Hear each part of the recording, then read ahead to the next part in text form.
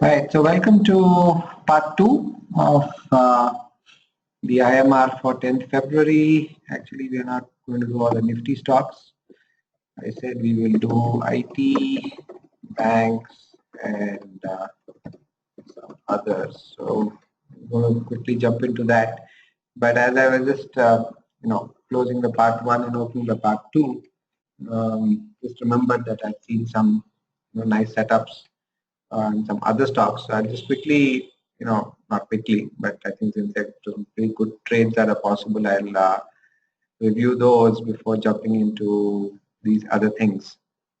Okay, so I want to start by talking about a stock that we usually don't.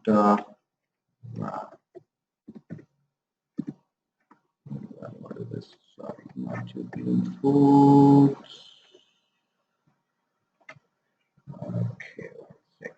It's one of those not so common ones. Where is that?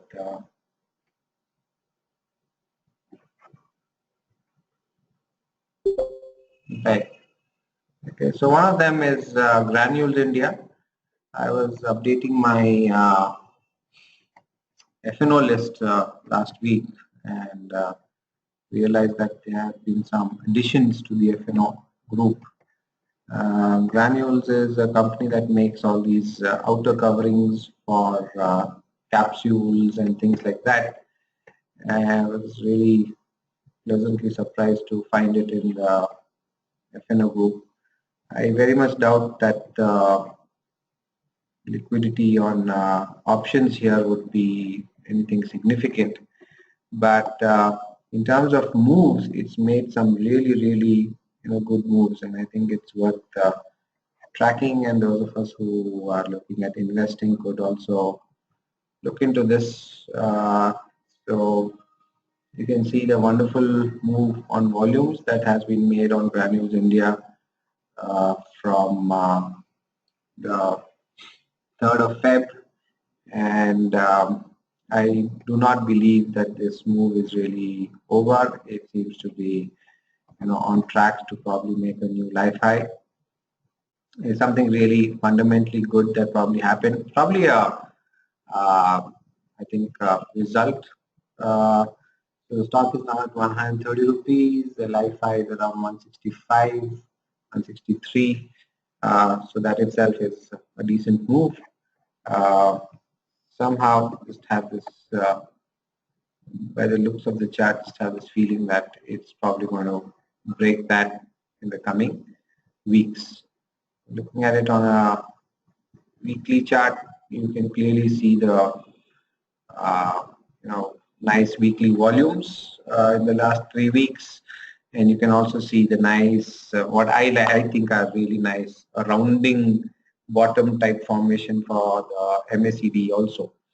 And remember that anything, let's say, from here onwards is almost a 3-month, 4-month, very slow, very gradual, very patient turn of events.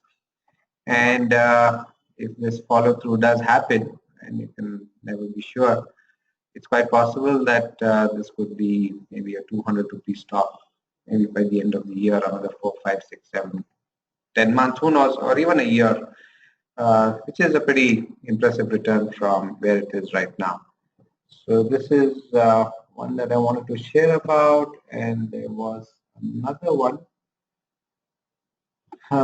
which had a really nice setup. Now where did it go? I should start making notes again. Yes. All right. Jubilant Foods. Especially remember the FNO guys of this batch when I was seeing this chart about a week back. It moved more or less like idea did. So let's see who's online. Yeah, Ramesh will remember. Hey, hi Madhu. So Ramesh would remember what happened with the idea trade and the 10 bagger returns that one or two of the FNO participants got. So happened to see this, sort of. I was just going through the entire FNO list early this week, and I'm sure you can identify what we're looking at here.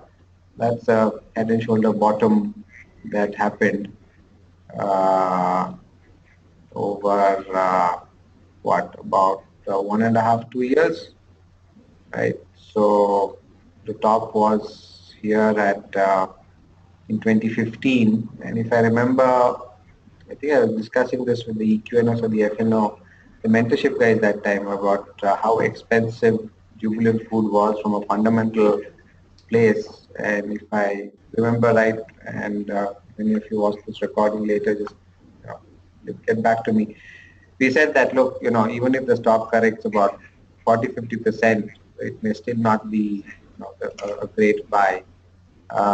When this corrected more than 50%, it was almost a 2,000 rupees stock, and or rather we said if it does that, it probably comes to some reasonable valuations. And it corrected all the way from 2,000 to what's the price? 800 rupees in about 1.5, 2 years. All right, and then from the head and shoulder bottom there, look at the volumes. Right, so that's the key when it comes to that. So you can see very clearly, very textbook volumes on this head and shoulder. You can see as the head, as it rose, the volumes were higher. The fall of the head, the volumes were lower, and then in the left, on the rather on the right shoulder, the volumes picked up again and it broke out with really good attempted to break out here, or rather, somebody could argue breakout in a test, and then the real breakout is only after this price at around 886. And look what happened after that. So this was, of course, Jan. Then it just went sideways for some time, and in Feb, so that was 2nd Feb, about a week and a half back, and then look at this that happened. And this is where we are right now, right? So what it has done is the head and shoulder bottom breakout, and then it has come to, I'm not going to change this at all, it's come to this resistance zone. It's been a fantastic run on really, really impressive volumes from 890 to 1020, right? And all this in 2 days. You can see the amazing volume. You can see in the weekly chart, it's looking like a rounding bottom, and in a sense, you could even say that it's not broken out on the weekly chart. Perfect rounding bottom picture in Jubilant Foods on the weekly chart with a measuring implication of about, say, 1,000 to 800, 1,200. So 20% up move from here is a very distinct possibility. And coming back to the daily chart, what it's showing is a flag, right? So it's doing a rest, it's doing a flag, and you know really don't get many. What do you say? Uh, you can look and look and look, and sometimes you never get these textbook patterns. And here you have one which is there. So really wanted to show it because it's live. So it's something that you could perhaps look at trading in the coming week. You could look at bullish vertical spread on this stock.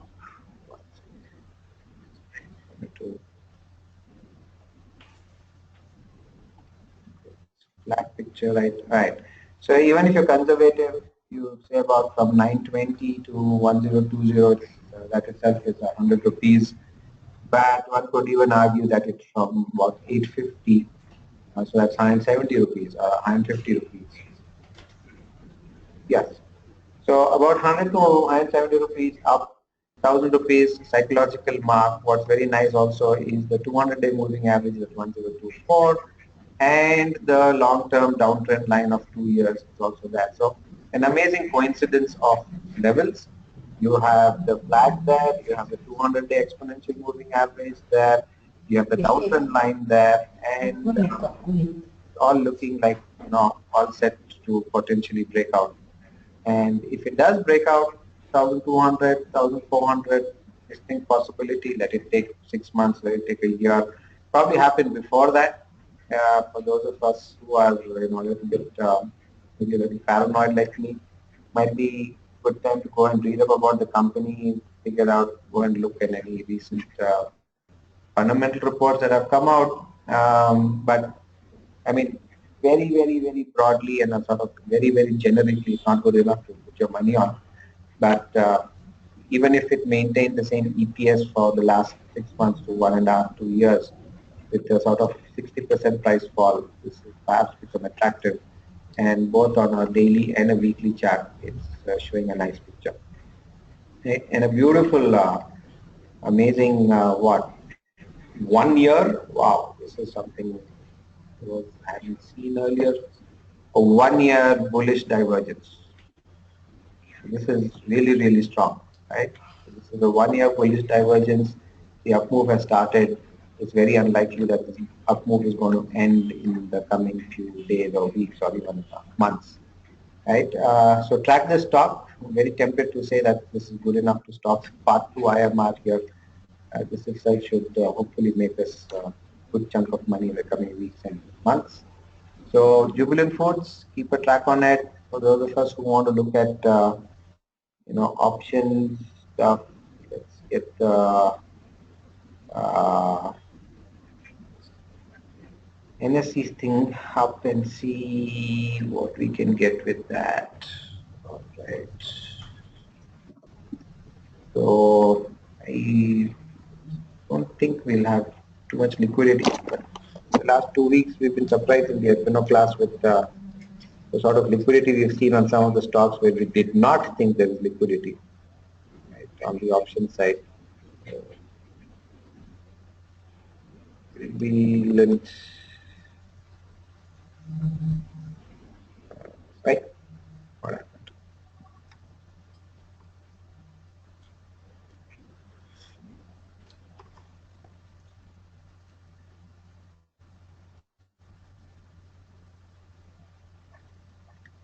Jubilant, right, to be sure. This is Jubilant Food, right?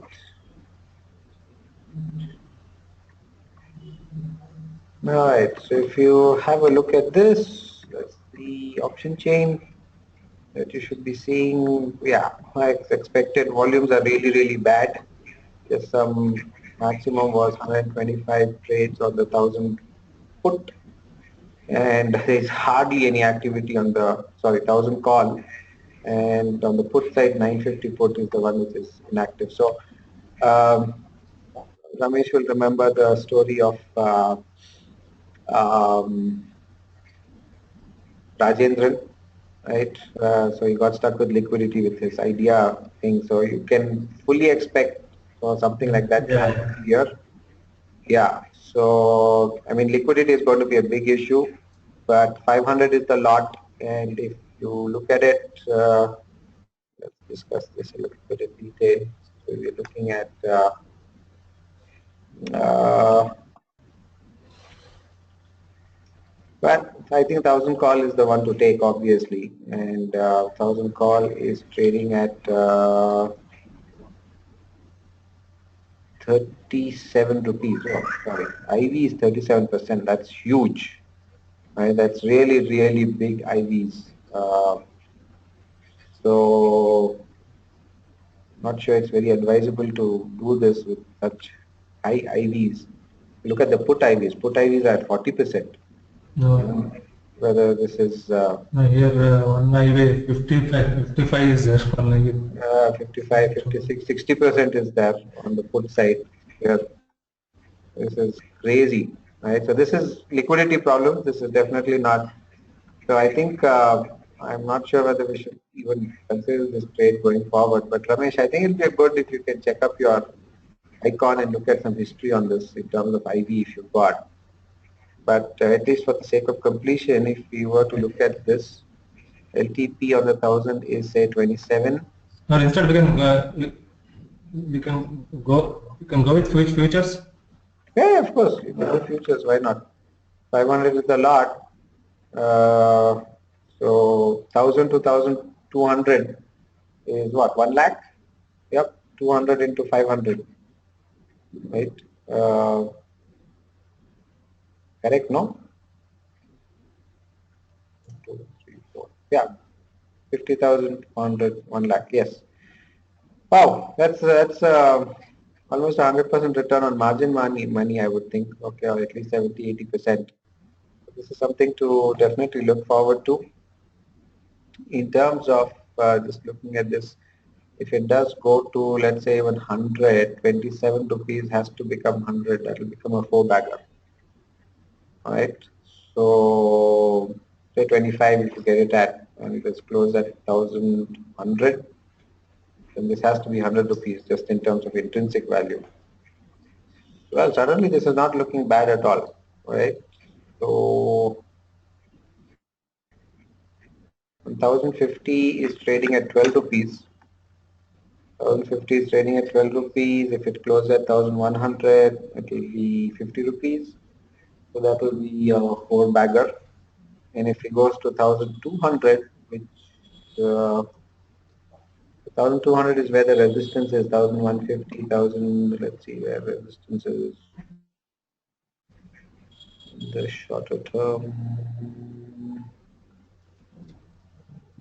Right. Where we look at monthly charts, but still.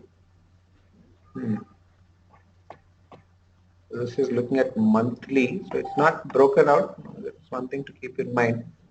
But the potential to break out is huge. Right. Okay. You've got RSI positive divergence, and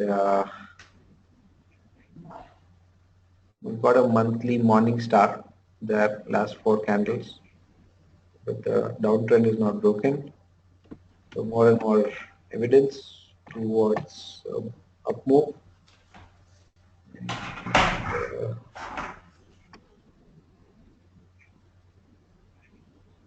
Okay.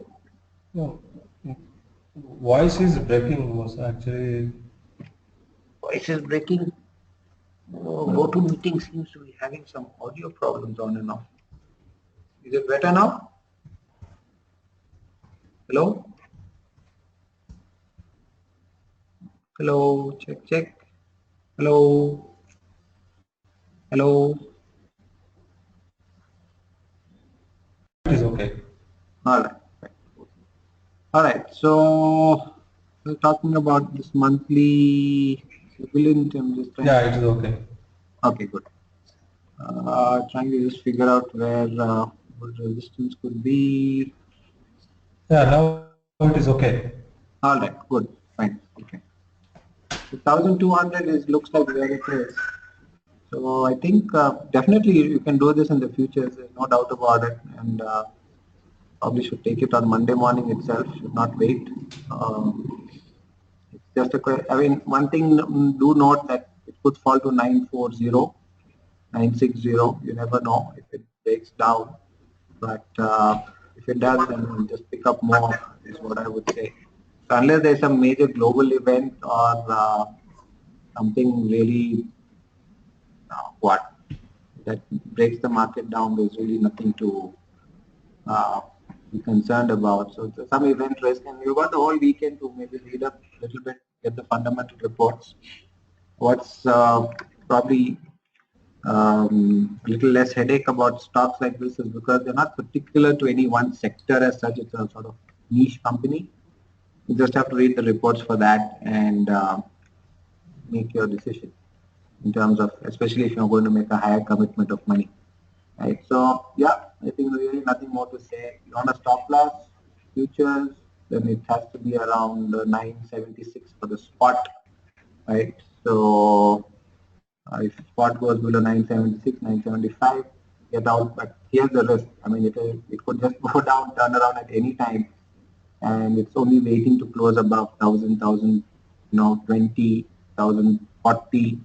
on a closing basis with good volume, and the next up move will start. Right? Okay, so a little bit of regret in terms of it was a beautiful catch at around 900. 900 to 100 would have already made a decent amount of money. So anyhow, unless you track stocks every day, sometimes it's tough to do that. So one of the things I have started doing in the last 2 weeks, sort of looking at my charts on a more regular basis than I was. So found this to share it with you. Hope you benefit from it and hope you make a good chunk of money. So we still stick. Spot is definitely fine. Future is also fine, and I would still say that you could still do a option trade. You could look at the 1,000 call and as well 27 rupees into 500. That's about how much? 5, 10. I would say 13, 14,000 rupees is what your call will cost, and if it does well, then that will really be good. All right. And, if you want to reduce your cost, really no point of looking at a vertical spread, but it's such a pathetic thing. Look at the 1,200, 1 rupee it's trading at, and the 1,100 is trading at 4 rupees. These could suddenly burst. If can you imagine if it goes to 1,200 in the next 2 weeks? This call of 1,100 here, which is available for 5 rupees, that will become 100 bucks. That's a 20 bagger. If anyone has the courage to go and buy multiple lots, the problem is I don't think they'll be available. 42% IV is crazy, but fine. I mean, what's the big deal? 450 will become 250 or something like that. That's it. Okay. My mind is whirling with 100 ideas now on this. It'll definitely be interesting to watch and see where and how this goes. Okay. Uh, hmm, hmm, hmm. All right, so let's move on. I'm sort of just glued onto it. If this is the only trade one does this month, that'll be great. Okay. Uh, let's get back to banks now. So looking at a bit of bank nifty in detail. Right. So bank nifty also sitting at nice place. Sort of you can understand this in many ways. You can look at this is the weekly chart.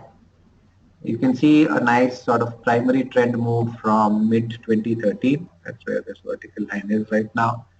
And in a sense, it went from 9,000 levels to 21,000, almost more than double, 150% almost in about 1.5 years. And then there was this correction over the next 1 year of 21,000 to 14,000. And let me give a different perspective. So in a sense, are we looking at a long-term secular trend? This is where it is. All right. So that's the secular trend that we're talking about, right, which is from 2011. And this move down in 2016 is just one small part of that. And then as it moves up, you've got really strong Marubozu type candles, and then this weekly rest. Sort of a little bit of a mixed bag. It could come down a bit, could break out. But given that we're in a strong multi-year upward trend and some recapitalization and all, good possibility that Bank Nifty could create a new life high in the coming few weeks, months, maybe. I don't think it's too many months. Maybe in the next few weeks, a lot of the private sector banks have been creating life highs, and Bank Nifty could be another one which does that. Plenty of liquidity, a lot of ways to trade it. You can do vertical spread, you can do horizontal spread, whatever you like is possible. Uh, so just putting it out for consideration, and we've also got this flag. This flag itself is about 19,500 to 20,500 points. That itself will make this go to a new life high, right? And so if you look at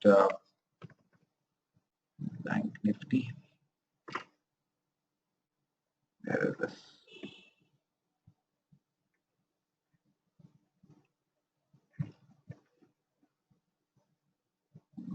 All right, so basically take your pick. Do you want to do naked options? Do you want to do vertical spreads? Do you want to do horizontal spreads? Or do you want to take audio is breaking?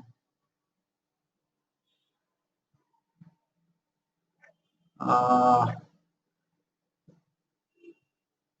sure what to